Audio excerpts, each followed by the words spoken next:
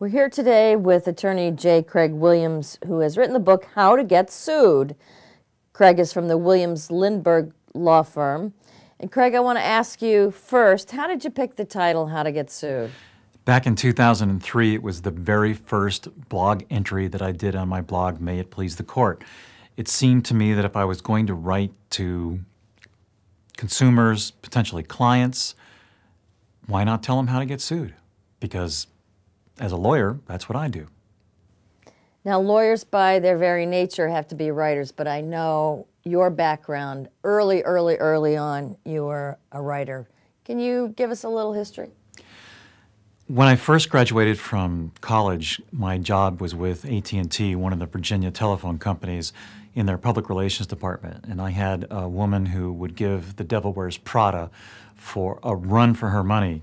Kathleen O'Keefe Petty was my boss, and everything she edited of mine came back just dripping in blood. Red ink ran off the page. My writing was so terrible. I apparently did not learn how to write in college, at least in her mind. Now, what about fast forward to today? I know you're a blogger, you do a lot of writing, and I think you told me you write every single day. I do. Every day I write something and usually put it up on my blog, May It Please the Court. A lot of the other writing that I do is legal writing, where I write for briefs that I write to judges. Some I write letters to opposing counsel, and other situations I write memoranda to other members of the firm, or everybody has a different audience. So you write to a judge, you write to a client, you write to another lawyer. It's a different focus, so you're constantly shifting how you write. And the blog is really written as more of an outlet for me to allow me to write the way that I want to. So the book, How to Get Sued, you have to give us some examples. Well, actually my favorite in the whole book is Otis Cecil Wilkins from North Carolina.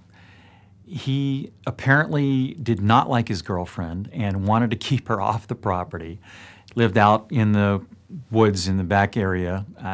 You might even say that Otis could have been a redneck, but I'm not sure whether he was or not. But he came up with the idea of a homemade bomb, and he was going to take that bomb and throw it at his girlfriend when she came onto the property. Unfortunately, Otis smoked. So when he was smoking and had the bomb in his hand, the ash dripped, lit the fuse, and he apparently got frightened, dropped it, and then it caught him on fire. So he suffered some very serious burn and had to go to the hospital. But when the police questioned him about it, his response in terms, because they were going to charge him with mayhem and malicious mischief or something like that for throwing a bomb at his old girlfriend. And he said, well, I wasn't throwing the bomb at her. I was actually trying to destroy the beaver dam on the property. So he ultimately got charged criminally and was prosecuted, but last I've heard, the beaver dam is still intact. Now, you mentioned several judges in the book. Tell us about that. Some of the judges, and judges are excellent writers. There are some that are just spectacular, fantastic writers. One judge rhymed green eggs and ham about a case where a man from jail was complaining about having a kosher diet, and as an example, he had mailed an egg that he received on his food tray into court as evidence. So the judge rhymed green eggs and ham in order to get rid of the egg that had been mailed in by the inmate. One of my other favorites was a judge. It was a while ago, actually a long time ago. He wrote about a man who lived in New Jersey that claimed that someone had taken a laser beam and shined it through his eye and altered his brain, and there were some type of voices that were speaking to him. And the judge wrote and said, you know, I understand your problem, but you could have avoided all of this if you would have simply grounded yourself in the same way that they ground fuel trucks when they fill them. All you had to do was just attach several paper clips to the trouser leg that you had and drag it on the ground, and you would have never had this problem. And besides, I think it's an FCC problem, so go talk to the Federal Communications Commission. I'm going to dismiss it from my court. So some of the judges can really turn a phrase.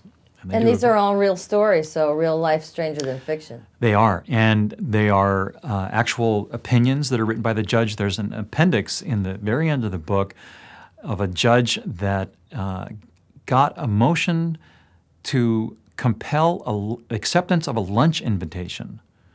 One other lawyer had filed a motion with the judge trying to get the other lawyer to come and have lunch with him for settlement. And it was a wonderful opinion. It's in fact so good I included the entire opinion in the book. Very nice. One last question. Who should read the book? It's an every man and every woman book. It's not just for lawyers. It's intended to be satirical, it's tongue-in-cheek, and hopefully funny. So I think just about anybody can read it. Well, thanks, Craig. Again, J. Craig Williams, author of How to Get Sued. Where can we get the book? The book is available online at Amazon, Borders, Barnes & Noble, just about any major bookseller. You can go to the store and buy it, or you can get it online.